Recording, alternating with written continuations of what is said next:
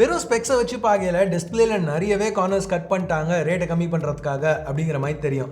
ஏன்னா இங்கே வெறும் கொர்லா கிளாஸ் 3 தான் இருக்குது ப்ரொடெக்ஷனுக்கு. ரெஃப்ரெஷ் ரேட் 90 Hz தான். பெசல்ஸ் ரொம்ப திக்காக இருக்குது. பீக் பிரைட்னஸ் நல்லா இல்லைன்னு சொல்லி ரிப்போர்ட்ஸ் பார்த்துருப்பீங்க. பட் இன் ரியாலிட்டி ஆக்சுவலாக யூஸ் பண்ணையில் இதில் உள்ள டிஸ்பிளே ரொம்பவே நல்லா இருக்குது. எஸ், பிக்சல் 7ல் உள்ள டிஸ்பிளேயோட இது கொஞ்சம் சின்ன பேனல், 6.1 inches, பட் ரொம்ப நல்ல குவாலிட்டி பேனல். இப்போ என்னோட பிக்சல் 6a வீடியோவில் இதை நான் சொல்லியிருப்பேன்.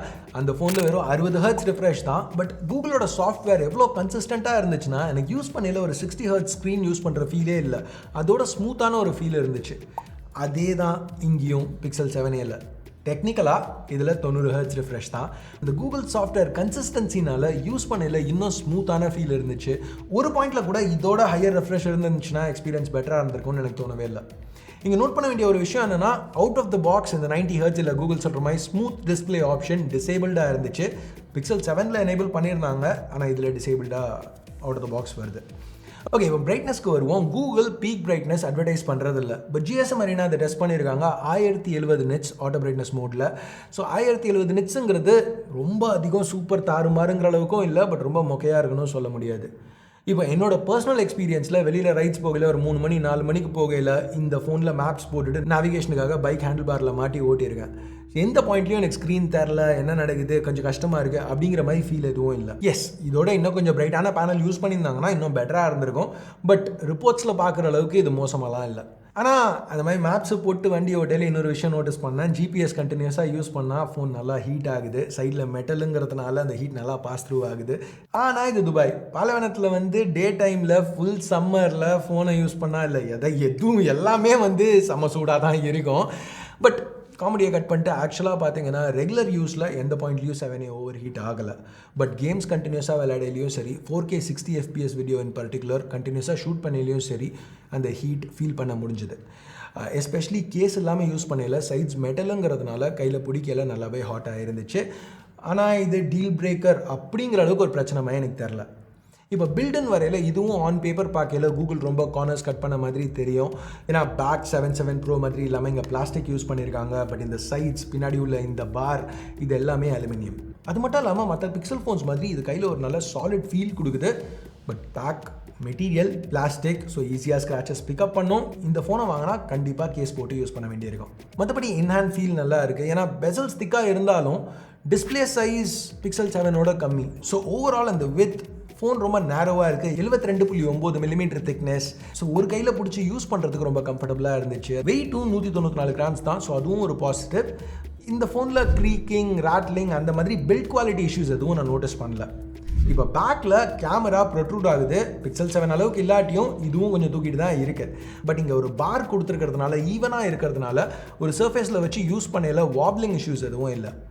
IP ரேட்டிங் கொஞ்சம் கம்மி. IP68க்கு பதில் IP67 கொடுத்துருக்காங்க. பட் அது ஒரு பெரிய பிரச்சனையாக யாரும் பேச போகிறதில்ல. இது வரையும் நம்ம பார்த்த எல்லாமே சின்ன சின்ன காம்ப்ரமைசஸ். இப்போ காம்ப்ரமைஸே பண்ணாத ஒரு ஏரியா இருக்குது, பெர்ஃபார்மன்ஸ். அதுக்கு முன்னாடி என் பேர் ஆஷ், நீங்கள் பார்த்துட்டு இருக்கிறது C4 Tech தமிழ்.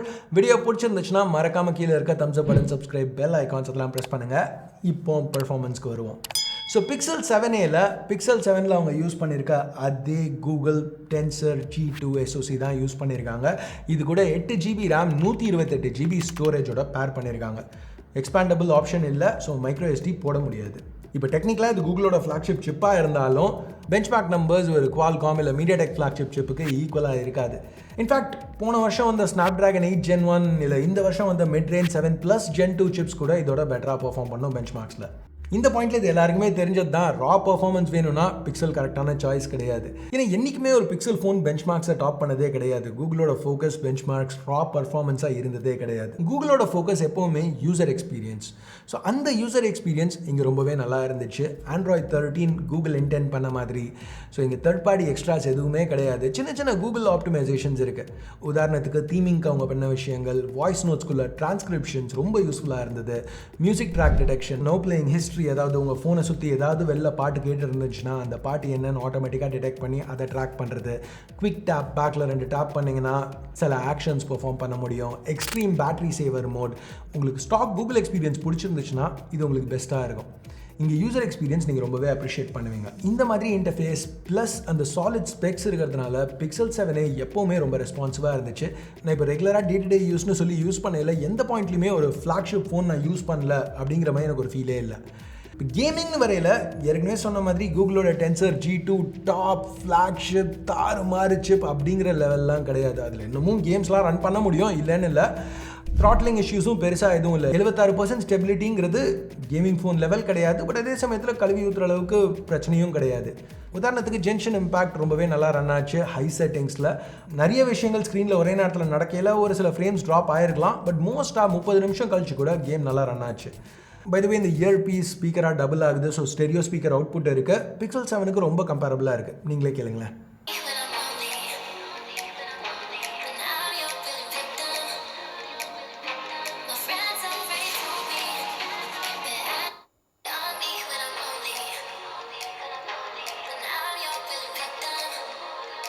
இப்போ அப்டேட்ஸ்னு பார்த்தீங்கன்னா கூகுள் 3 வருஷம் ஆண்ட்ராய்டு வெர்ஷன் அப்டேட்ஸும் 5 வருஷம் செக்யூரிட்டி பேட்சஸும் சப்போர்ட் பண்ண போகிறோம் அப்படின்னு சொல்கிறாங்க.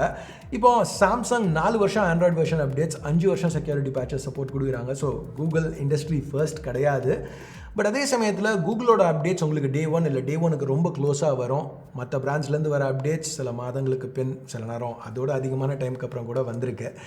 ஸோ அந்த கேரண்டீட் ஃபர்ஸ்ட் டே அப்டேட்ஸ் அப்படிங்கிறது சில பேருக்கு பெரிய பாசிட்டிவாக இருக்கலாம். சரி, இப்போ கேமிங் பற்றி பேசினதுனால பேட்டரி பற்றியும் பேசுவோம். இந்த overall battery situation Pixel 7a slightly below ஆவரேஜ்னு சொல்லுவேன். பேட்டரி லைஃப் கிடையாது, ஏன்னா பேட்டரி லைஃப் நல்லா தான் இருக்குது. இதில் 4385 mAh பேட்டரி கொடுத்துருக்காங்க.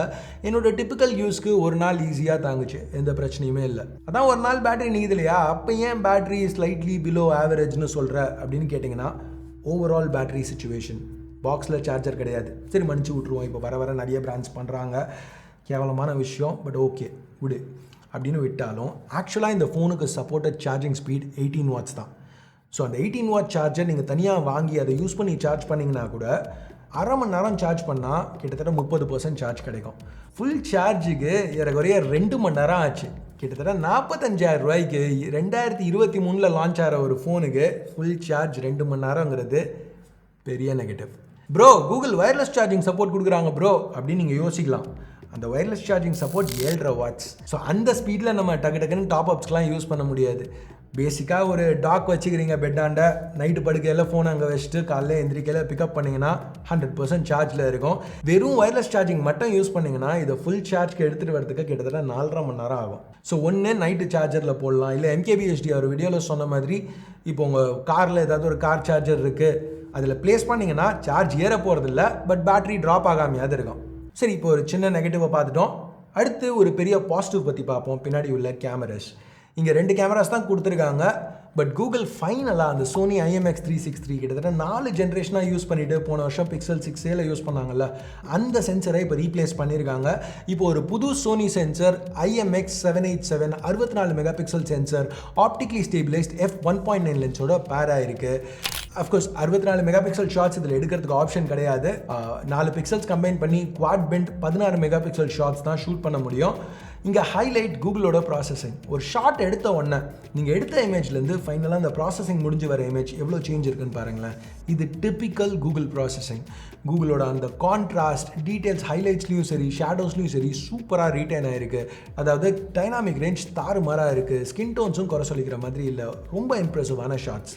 லோ லைட்டில் கூட கேமரா ரொம்பவே நல்லா பெர்ஃபார்ம் பண்ணிச்சு. நைட் சைட் யூஸ்வலாக ஆட்டோ ட்ரிகர் ஆகிடும், இல்லை வேணும்னா ஃபோர்ஸ் பண்ணி மேனுவலாகவும் ட்ரிகர் பண்ணலாம். இமேஜஸில் டீட்டெயில்ஸ் அதிகமாகவும் நாய்ஸ் கம்மியாகவும் இருந்துச்சு. இந்த செக்மெண்ட்டில் இது ஒன் ஆஃப் த பெஸ்ட் கேமராஸ்னு சொல்லலாம். வீடியோன்னு வரையில் 4K 60 வரைக்கும் ஷூட் பண்ண முடியும். பட் அந்த சின்ன EIS ஜிட்டர் நோட்டீஸ் பண்ண முடிஞ்சுது. மற்றபடி கான்ட்ராஸ்ட்டும் சரி, டைனாமிக் ரேஞ்சும் சரி, ஸ்டில்ஸில் பார்த்த மாதிரியே இங்கே நல்லாயிருக்கு. செகண்டரி இன்னொரு ஒரு சோனி சென்சர், இந்த தடவை IMX712. இது ஒரு 13 mega pixel sensor f2.2 ultra wide லென்ஸோட பேர் பண்ணியிருக்காங்க. இங்கே எனக்கு ரொம்ப பிடிச்ச விஷயம், கலர்ஸ் ப்ரைமரிக்கு ரொம்ப க்ளோஸாக யூனிஃபார்மாக மெயின்டைன் பண்ணியிருக்காங்க. டைனாமிக் ரேஞ்ச் ஒரு அல்ட்ரா வைடுக்கு ரொம்ப இம்ப்ரெசிவாக இருந்துச்சு. நெகட்டிவ்னு பார்த்தீங்கன்னா எட்ஜஸில் டிஸ்டார்ஷன் ரொம்ப அதிகமாக இருந்துச்சு. இதை கூகுள் கண்டிப்பாக லான்ச் பண்ணுறதுக்கு முன்னாடி ஃபிக்ஸ் பண்ணியிருக்கணும். அட்லீஸ்ட் இப்போ ஃபிக்ஸ் பண்ணாங்கன்னா நல்லாயிருக்கும். பட் ஸ்டில் ஓவரால் பெருசாக குறைன்னு சொல்லிக்கிறதுக்கு எதுவும் இல்லை. செல்ஃபி கேமராவும் இப்போ அப்கிரேட் பண்ணியிருக்காங்க. இது ஒரு 13 மெகா பிக்சல் f2.2. இதோட ஃபீல்ட் ஆஃப் வியூ ரொம்ப வைடாக இருக்குது. ஸோ குரூப் செல்ஃபிஸ் எடுக்கணும்னா யூஸ்ஃபுல்லாக இருக்கும். மற்றபடி பர்ஃபார்மன்ஸ்னு வரையில் பிக்சலில் செல்ஃபிஸ் என்றைக்குமே சூப்பராக தான் இருந்திருக்கு. 7Aலையும் அதே மாதிரி தான் இருக்குது. டீட்டெயிலும் சரி, கான்ட்ராஸ்ட், டைனாமிக் ரேஞ்ச் எதுவும் குறை சொல்லிக்கிற மாதிரி இல்லை. ஹெச் டிடெக்ஷன் ரொம்ப இம்ப்ரெசிவாக இருந்துச்சு. செல்ஃபி வீடியோஸ் 4K 30 வரைக்கும் ஷூட் பண்ண முடியும். குவாலிட்டி திருப்பியும் வெரி குட்னு சொல்லலாம். கைஸ், ஒரு சின்ன விஷயம் நான் முன்னாடியே சொல்லியிருக்கணும், மிஸ் பண்ணிட்டேன். சிம் சிச்சுவேஷன், இதில் ஒரு சிங்கிள் ஃபிசிக்கல் சிம் தான் யூஸ் பண்ண முடியும். டியூவல் சிம் சப்போர்ட் இருக்குது, பட் செகண்ட் சிம் சிம்மாக இருக்கணும். ஸோ இது ஒரு பாசிட்டிவாக நெகட்டிவாங்கிறது சிம்மை நீங்கள் கன்வீனியன்ஸாக இன்கன்வீனியன்ஸாக எப்படி பார்க்குறீங்கிறத பேஸ் பண்ணி ஸோ நீங்கள் தான் முடிவு பண்ணணும். எனிவேஸ், இதுதான் பிக்சல் 7A பற்றி என்னோட கருத்து. எஸ், இந்தியாவில் ரேட் கொஞ்சம் அதிகம், 44,000 ரூபாய்க்கு தான் லான்ச் பண்ணியிருக்காங்க. யூஎஸ் ப்ரைஸிங்கோட கம்பேர் பண்ணையில் கொஞ்சம் கம்மியாக எடுத்துகிட்டு வந்திருந்தால் பெட்டராக இருந்திருக்கும். பட் இந்த ஆஸ்கிங் ப்ரைஸ்க்கு கூட உங்களுக்கு அந்த கூகுள் எக்ஸ்பீரியன்ஸ், ஃபாஸ்ட்டான சாஃப்ட்வேர் அப்டேட்ஸ், சூப்பர் கேமராஸ் இதெல்லாம் முக்கியம்னு நினச்சிங்கன்னா உங்களுக்கு கரெக்டாக இருக்கலாம். இல்லை எனக்கு பெஸ்ட் பர்ஃபார்மர் தான் வேணும் இந்த செக்மெண்ட்டுக்கு, நான் கொடுக்குற காசுக்கு எனக்கு மேக்ஸிமம் பர்ஃபார்மன்ஸ் வேணும்னு பார்த்தீங்கன்னா, இல்லை கேமிங் உங்களுக்கு டாப் ப்ரையாரிட்டியாக இருந்துச்சுன்னா இது செட் ஆகாது. மேபி OnePlus 11R இல்லை even Poco F5 mother board ஓகேயாக இருக்கிற வரைக்கும் நல்ல ஆப்ஷன்ஸாக இருக்கலாம். இப்போ இன்னொரு ஆப்ஷனும் இருக்குது. கிட்டத்தட்ட இதே ப்ரோஸ் அண்ட் கான்ஸோட ரெடிலி அவைலபிள் ஆப்ஷன் இதோட கம்மியான விலைக்கு, ரென்யூட் Pixel 7. இது நிறைய அமேசானில் ரீசெண்டாக பார்த்துருக்கேன். ஸோ உங்களுக்கு ரென்யூட் ஃபோன்ஸ் வாங்குறதுல பிரச்சனை இல்லைனா Pixel 7 நீங்கள் இந்த ஃபோனில் பார்த்த எல்லாத்தையுமே இன்னும் பெட்டராக பண்ணும். 1000 ரூபா கம்மியான விலைக்கும் கிடைக்குது.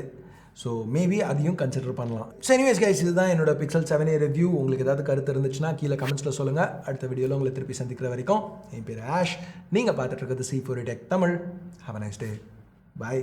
அப்படியே அந்த லைக், சப்ஸ்கிரைப், பெல் ஐக்கான் முடிஞ்சால் பண்ணுங்க.